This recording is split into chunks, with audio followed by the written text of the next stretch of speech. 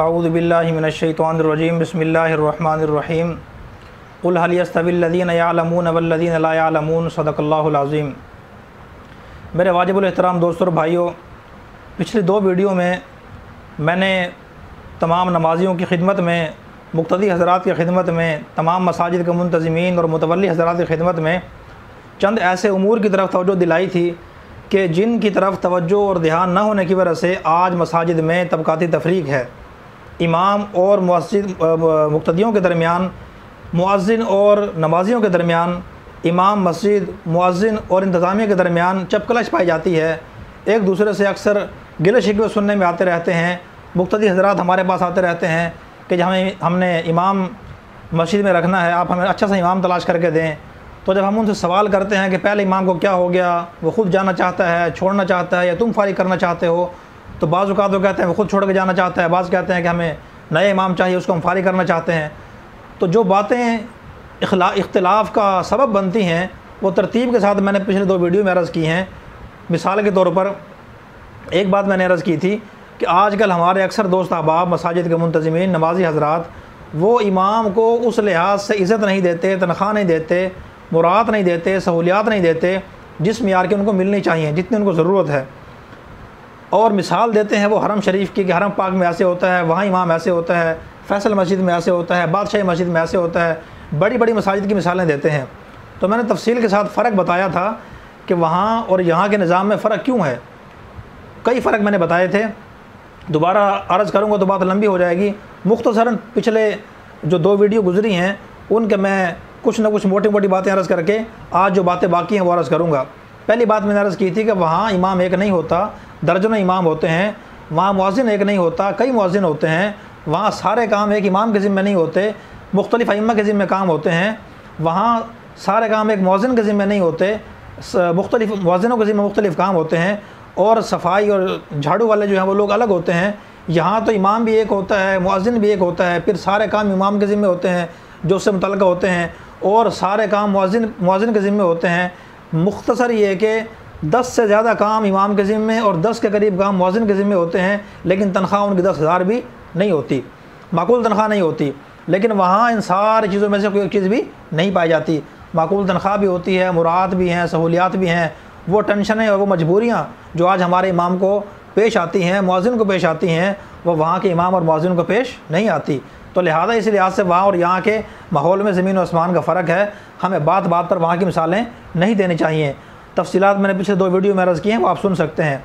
आज यहाँ से बात शुरू करनी है कि वहाँ इमाम को इज़्ज़त और एहतराम मिलता है, वहाँ प्रोटोकॉल मिलता है, सहूलत मिलती है, मुराद मिलती हैं, दिल से वो लोग कदर करते हैं, दिल से ख़र्च करते हैं। हमें भी अपने इमाम की दिल से कदर करनी चाहिए। हदीस में अल्लाह के नबी ने फरमाया, अकरीमुल उलमा, उलमा के इकराम करो। अगर खाली हाफिज़ इमाम हो उसकी कदर भी बहुत ज़्यादा है शरीयत में। अगर वो कारी हो उसकी कदर और बढ़ जाती है। अगर वो आलिम भी हो उसकी कदर और बढ़ जाती है। अगर वो मुफ्ती भी हो, ख़तीब भी हो, तो उसकी कदर तो और ज़्यादा बढ़ जाती है। तो हमें कदर करनी चाहिए, ख़ास तौर पे उन मसाजिद में जिन मसाजिद में उलमा इमाम हैं, मुफ्तियान किराम इमाम हैं, उनको तो अपने इमाम की कदर करनी चाहिए। अल्लाह पाक ने हमें ऐसा इमाम दिया है जो हाफिज़ भी है, कारी भी है, आलिम भी है, मुफ्ती भी है, लेकिन उमूमी फ़िज़ा ये है कि हम कदर नहीं करते। सहाबा कराम ने जैसे अपने इमाम की इज़्ज़त की है, एहतराम किया है, हमें भी करना चाहिए। जैसे सहाबा कराम ने हाकिमाना अंदाज़ में अपने इमाम पर आर्डर नहीं चलाया, अल्लाह मुआफ़ फरमाए, हमें भी नहीं चलाना चाहिए। जैसे सहाबा कराम ने ये सोचा कि हम इमाम की मान कर चलेंगे तो हमारी खैर इसी में है, हमें भी इमाम की मान कर चलने में खैर समझनी चाहिए। लेकिन आज हम कहते हैं कि इमाम हमारी मान कर चलेगा तो उसकी खैर इसी में है, अगर वो नहीं मानेगा हम उसको फारिग कर देंगे। मुअज़्ज़िन हमारी मान के चलेगा, ठीक है, नहीं मानेगा हम उसको फारिग कर देंगे।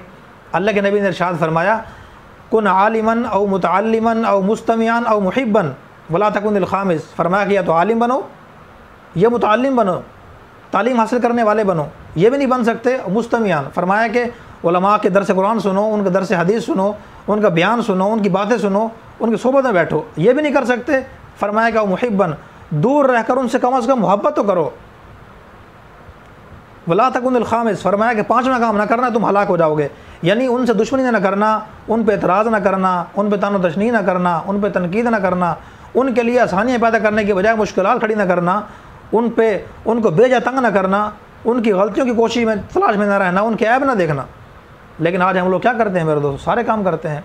सहाबा कराम ने अपने इमाम पर, अल्लाह के नबी पर ख़र्च किया, कभी जिताया नहीं है, कभी बताया नहीं है, कभी किसी को दिखाया नहीं है। हम लोग अपने इमाम पे मामूली से ख़र्च कर दें, मुअज़्ज़िन को कुछ दे दें, हम बताते भी हैं, दिखाते भी हैं और बार बार जिताते भी हैं। और बार बार हम कहते हैं हम आपको तनख्वाह नहीं देते, हम आपको तनख्वाह नहीं देते। तनख्वाह वो होती है जिसको तनख्वाह कहते हुए शर्म आती है। एक मस्जिद में मैं गया, वहाँ के एक मुतवल्ली ने अपने इमाम से, मुअज़्ज़िन से कहा कि तूने सफाई क्यों नहीं की, असद को अल्लाह वास्ते रखो है। मुझे बड़ी हैरानगी हुई, मैंने दिल में सोचा, मैंने कहा पूछता हूँ उसकी तनख्वाह कितनी है। जब मैंने पूछा तो उसने कहा जी मौलाना साहब मेरी तनख्वाह 2500 रुपये है। पुरानी बात है, अंदाज़ा लगाएं यार, 2500 रुपये तनख्वाह। और डांट टपट इस तरह कि आप उसको लाख रुपये मुराद दे रहे हो, आप उसको रिटायरमेंट भी देते हैं, आप उसको पेंशन भी देते हैं, आपने सारी सहूलियात उसको दी हुई हैं।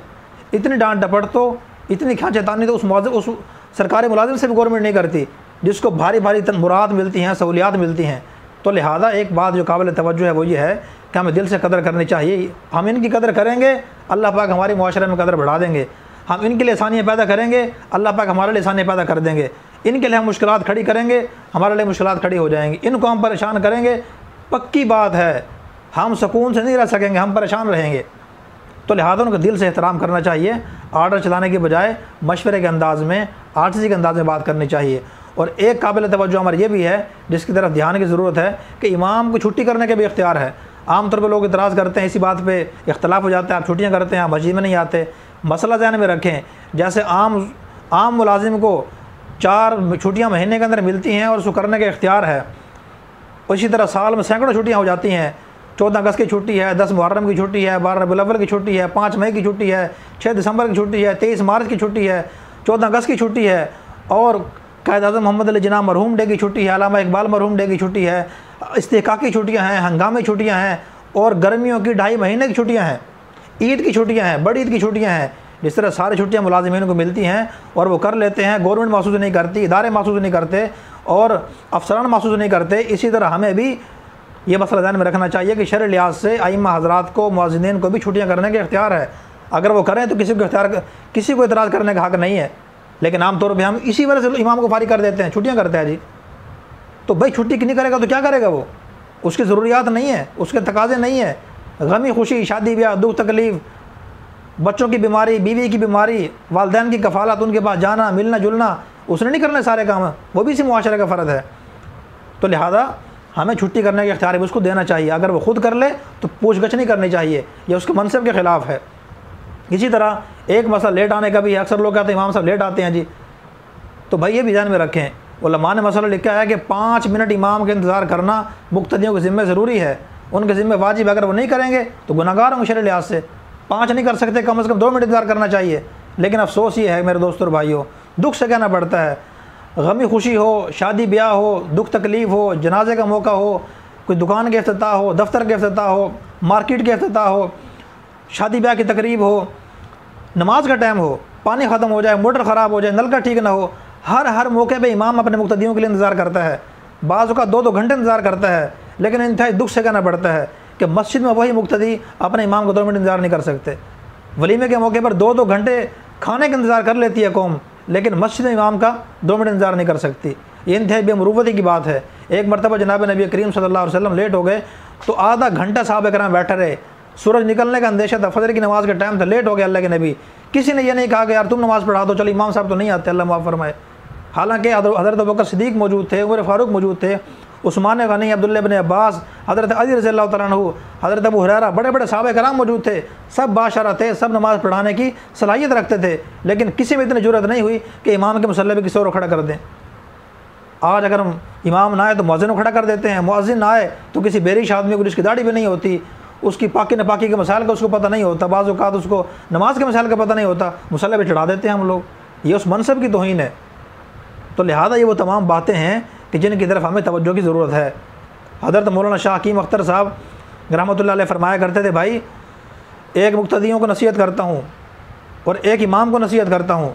मुक्तदियों से नसीहत करता हूँ कि इमाम अल्लाह के घर का इमाम है, तुम्हारे बाप का नौकर नहीं है, उससे तमीज़ से बात किया करो। एक नसीहत इमाम को करता हूँ, फरमाया इमाम को चाहिए अपना वक़ार बरकरार रखे, अपना वक़ार मजरूह ना होने दे, अपनी इज़्ज़त, अपना स्टेटस, अपना मनसब और उसकी जो अहमियत है, उसकी जो हैसियत है, उसको बरकरार रखे। ख़राब ना होने दे। तो लिहाजा इमाम को चाहिए कोई इमाम बन के रहे, ग़ुलाम बन के ना रहे। अताउल्लाह शाह बुखारी रहमतुल्लाह अलैह बहुत बड़े अल्लाह वाले गुजरे हैं, बुज़ुर्ग थे, हमारे ख़तीब थे, बहुत बड़े आलिम थे। उनके पास एक मस्जिद का मुतवल्ली आया, कहने लगा हज़रत इमाम चाहिए अपनी मस्जिद के लिए। पूछा कैसा चाहिए? कहा कि हज़रत गुनाह ना करता हो, शादीशुदा हो, खाने पीने में रहन सहन में सादगी को पसंद करता हो, बाज़ार जाने की आदत ना हो, लोगों से ज़्यादा मेल जोल ना रखता हो, ताल्लुक़ ना रखता हो, आवाज़ उसकी खूबसूरत हो, शक्ल सूरत खूबसूरत हो। इतनी शर्तें उसने लगाई जो शर्तें सारे फरिश्तों वाली होती हैं। हज़रत ने एक आदमी को कहा इसको भाई मुतवल्ली को कान से पकड़ कर मेरे कमरे से बाहर निकाल दो। वो परेशान हो गया, हज़रत मैंने क्या गलती कर दी? हज़रत ने फरमाया कि नलायक आदमी, तुझे फरिश्तों के इमाम चाहिए कि इंसानों के इमाम चाहिए? फरमाया हज़रत इंसानों का। तो फिर फरमाया कि ये शर्तें क्यों लगाते हो इतने सारी? इंसानों का इमाम इंसानों जैसा होता है, उससे गलती भी हो सकती है, गुनाह भी हो सकता है, उसने बाज़ार भी जाना है, उसने बीवी बच्चों से भी मिलना है, लोगों से ताल्लुक़ भी रखना है, उसके भी शादी ब्याह हो सकते हैं, गमी खुशी हो सकती है, सास ससुराल उसका भी है, लोगों से मेल जोल उसको भी रखना पड़ेगा। इतनी सारी शर्तें क्यों लगाते हो? ये तो फरिश्तों वाली शर्तें हैं कि खाने पीने से पाक हो, बीवी बच्चों से पाक हो, लोगों से ताल्लुकात रखने से पाक हो। ये शराइत तो फरिश्तों के अंदर पाई जाती हैं। वो खाने पीने से पाक हैं, बीवी बच्चों से पाक हैं, उनके ताल्लुक़ से, और बाज़ार जाने की उनको आदत नहीं है। बाज़ार जाने के लिए किस लिए जाएंगे? वो उनको ज़रूरत ही नहीं है, ना उनको मकान की ज़रूरत है। फिर हज़रत ने जब अच्छी तरह डांट लिया, पूछा अब बताओ कैसा इमाम चाहिए? फिर कहने लगा हज़रत माफ़ कर दें, जैसा आप दे दें वैसा हम कबूल कर लेंगे। फिर हज़रत ने उसको समझाया कि भाई तुम करोड़ों रुपये का कारोबार करते हो, इमाम छोटी सी दुकान बना ले, तुम कहते हो ये तो पैसों के चक्कर में पड़ गया है। तुम हज़ारों एकड़ रकबा काश्त करते हो, इमाम थोड़ी ज़मीन लेकर काश्त करना शुरू कर दे, तुम कहते हो इसका तो गुजारा नहीं होता। क्या मस्जिद की तनख्वाह से गुजारा नहीं होता इसका? ये तो लालच में पड़ गया है। इमाम जो है, तुम कदम कदम पे गुनाह करते हो, जानबूझ के करते हो, कबीरा गुनाह करते हो। इमाम गलती से गुनाह कर बैठे, सारी ज़िंदगी पीछा नहीं छोड़ते उसका। तुम अपने ऐप, अपनी कमज़ोरियाँ, अपनी कमी कुताहियाँ जो वाक़तन तुम्हारे अंदर पाई जाती हैं, तुम सुनना पसंद नहीं करते। इमाम के अंदर कोई ऐप पाया जाए, कमी कुताही हो जाए, उसको मज़े ले लेकर सुनते हो। दिन में 4 से 5 दफ़ा तुम खाना खाते हो, इमाम गलती से खाना खाते हुए नज़र आ जाए, तुम कहते हो भाई मौलवी खाते ही, मौलवी को जब देखो काम ही खाने वाला होता है, इतराज़ करते हो बेजा। तो हज़रत ने समझाया कि इस तरह नहीं करना चाहिए। इमाम भी इसी मुआशरे का फ़र्द होता है, उसको भी अपनी तरह इंसान समझना चाहिए, उसकी मजबूरियों का एहसास करना चाहिए और उसके साथ फुल ताउन करना चाहिए। उलमा ने मसला लिखा है कि आज मसाजिद में लड़ाई झगड़े क्यों हैं? उन मसाजिद में क्यों नहीं है जो उलमा के अंडर हैं। मसाजिद जो मदरसे की मसाजिद हैं, मदारस के अंदर मस्जिदें हैं, वहाँ लड़ाई झगड़ा क्यों नहीं होता? ये जो बाहर जो मोहल्ले की मस्जिदें हैं, बाज़ार की मस्जिदें हैं, दफ्तरों की मस्जिदें, वहाँ क्यों होता है? इसलिए कि उलमा को पता है कि मुतवल्ली के क्या इख्तियारात हैं, मुतवल्ली की क्या ज़िम्मेदारियाँ हैं, इमाम के क्या हुकूक हैं, वो सही उनको पता है, वो अदा करते हैं, दोनों तरफ से ताउन करते हैं, निज़ाम ठीक चलता है। लेकिन आम तौर पर जो मोहल्ले की मस्जिदें होती हैं, बाज़ारों की होती हैं, दफ्तरों की होती हैं, वहाँ मुतवल्ली वो लोग होते हैं जिनको पता ही नहीं होता है मुतवल्ली के इख्तियारात क्या हैं, ज़िम्मेदारियाँ क्या हैं। फिर वो अपनी मर्ज़ी करते हैं, अपनी मर्ज़ी करते हैं तो इख्तिलाफ़ात पैदा हो जाते हैं, लड़ाई झगड़े होते हैं, फिर इंतशार होता है, दिलों में फ़र्क आता है। तो बहरहाल ये बातें मैंने ज़रूरी समझ के अर्ज़ की हैं, दयानतदारी के साथ, इखलास के साथ की हैं।